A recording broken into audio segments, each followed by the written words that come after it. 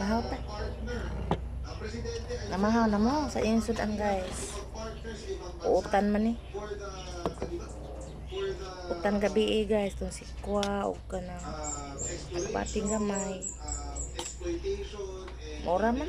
Sudan, utan na. Sa ating territorial waters, including the exclusive economic zone. Pero, sa isahan, hindi pwedeng bababa sa 60% ang share ng Pilipinas. Hindi pwedeng bababa sa 60% ang share ng Pilipinas. Bakit? 60-40 nga eh. Yun ang nasa constitution natin, di ba? 60-40. So, ibig sabihin, mga kababayan, kung tripartite agreement and then divided equally sa tatlong bansa, yung agreement, hindi talaga papasok sa constitution. Noon pa.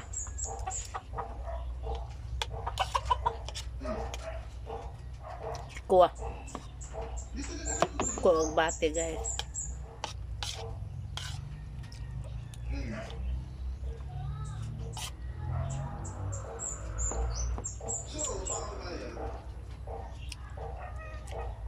Abang. Kung magkakaroon, ang magiging problema dito, mga kababayan, ay kung papayag ang China sa 60-40. Lalo na exclusive economic zone natin yan. Kaya nga inaagaw nila yung recto bank. Kaya inaagaw nila yung recto bank kasi gusto nila suluhin nila yan. O gusto nila 50-50. Hindi naman mangyayari 50-50 kasi tayo naman ang mag-violate ang batas natin. Eh unang-una, wala naman silang karapatan dyan o sila nakikialam. Diba? Pag sila masusunod, eh wala naman silang karapatan dyan.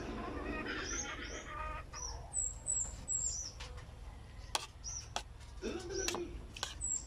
So, ako, ay sinabi ni PBBM yan, ako, personally, hindi ako kumpiyansa naman yan.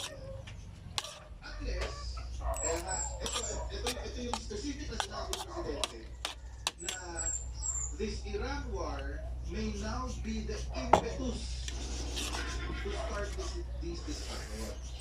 Ibig sabihin, baka itong Iran war na ito maging trigger na sa China para makipag-usap. Alam niyo bakit? Simple naman. Thanks to summer, it's time to go here.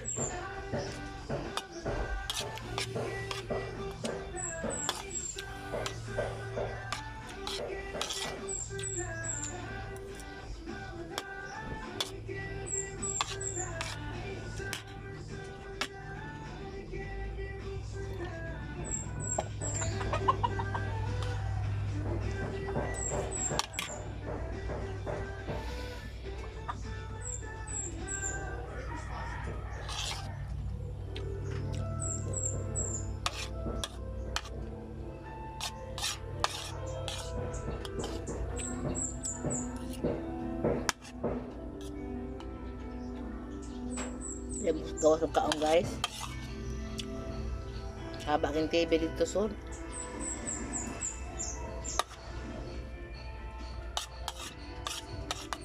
Yan ko pala.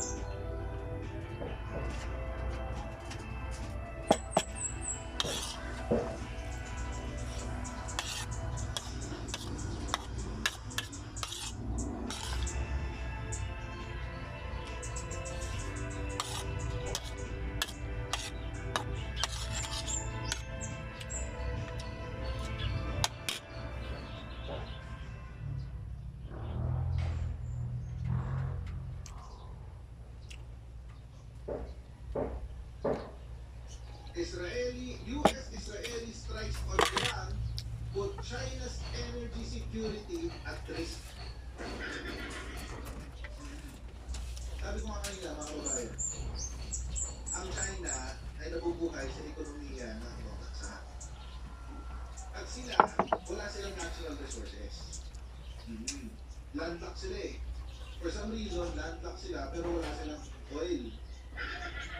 So majority ng kanilang oil ay binibili na sa Iran. binibili na sa Iran. Ginera ang Iran. In fact, mga kababayan, even while the war is ongoing, si Iran nagde-deliver pa rin sa China ng oil. Oo. Ngayon, mga kababayan, alam ko meron stockpile ng China na parang good for 1 year yata. 1 or 2 years. Bye bye guys. May stockpile sila. Pero, I with love how you they're all using guys. it, Until na they tayo. have the largest navy in the world right now.